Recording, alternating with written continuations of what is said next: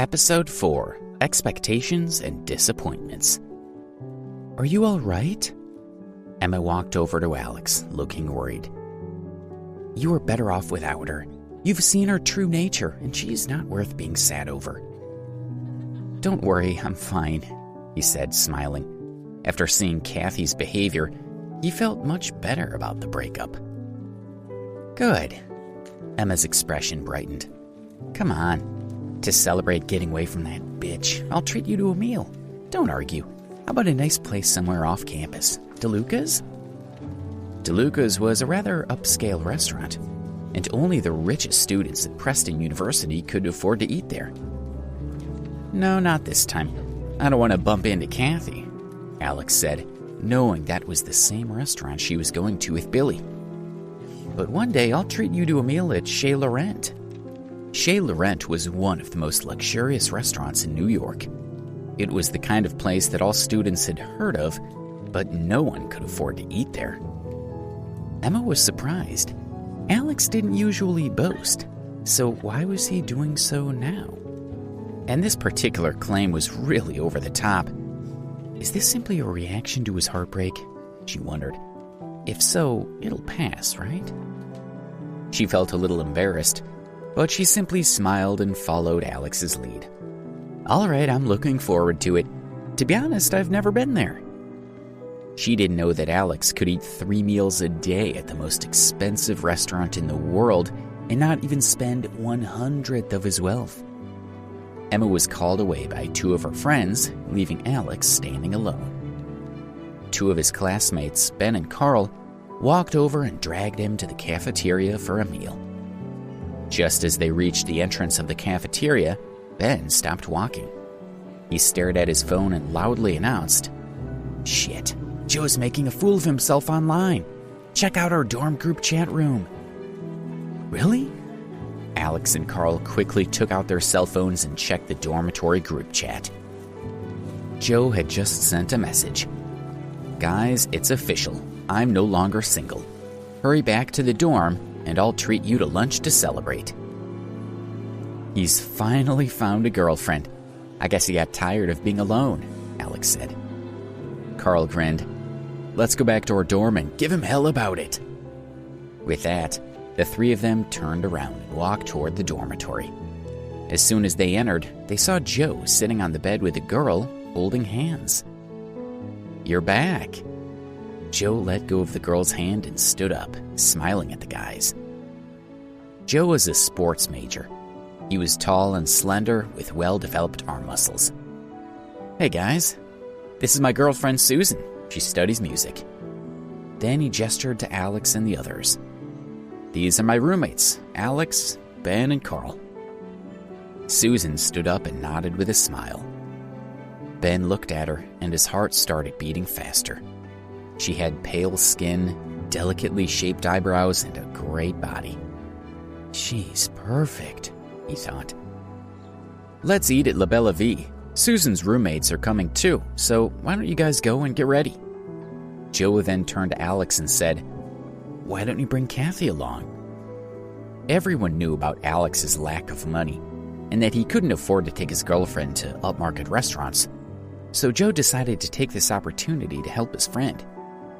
"We've split up," Alex said bluntly. "Split up? Really?" Joe was shocked.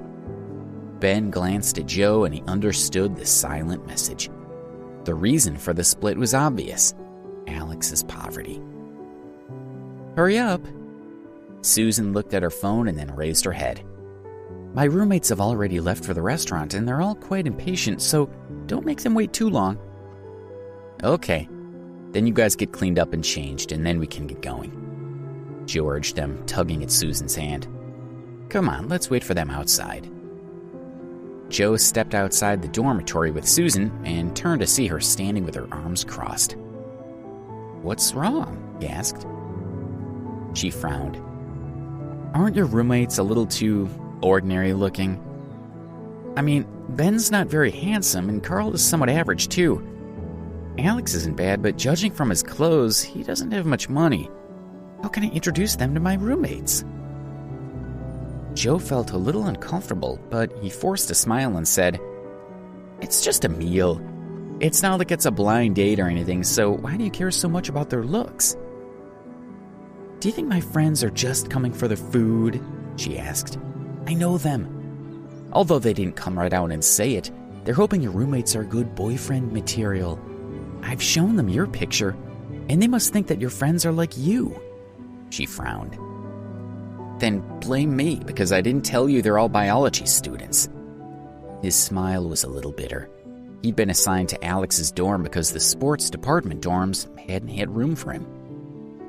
"Why don't you tell your roommates that the meal is canceled?" she suggested. "They'd probably just end up embarrassed if they went." "Cancel it? No. If he canceled now, it would be awkward. Wouldn't that just make things worse?" "Fine then, but I'm not responsible for whatever happens," she pouted. Just then, she received a call from one of her roommates. Susan held her cell phone to her ear.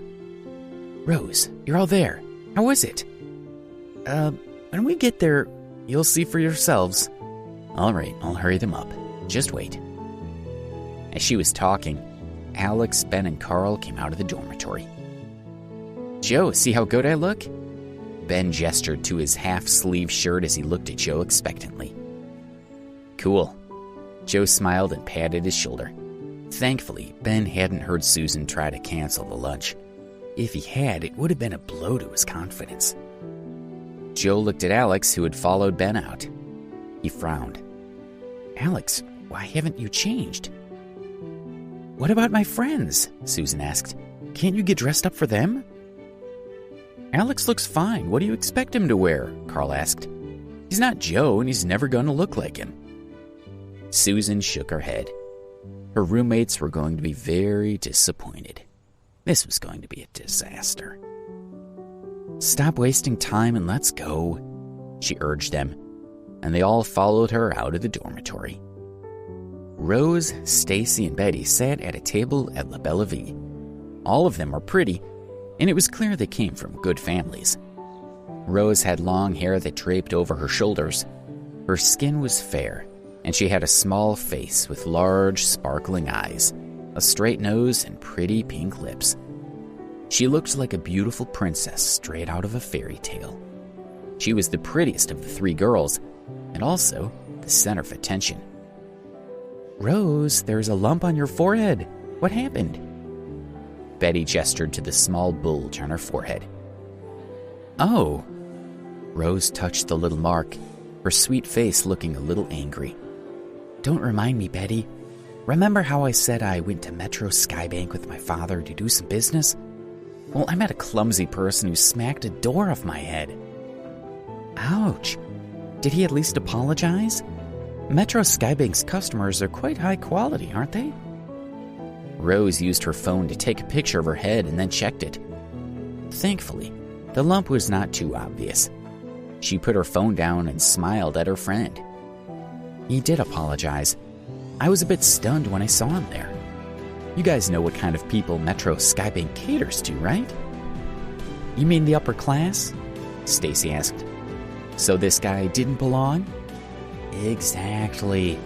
The Metro Skybank only gives cards to people who have at least $1 million, Rose confirmed. "So he didn't belong there." "Some people think that the poorer a person looks, the richer they are," Betty suggested. "Which means he might be a rich person keeping a low profile.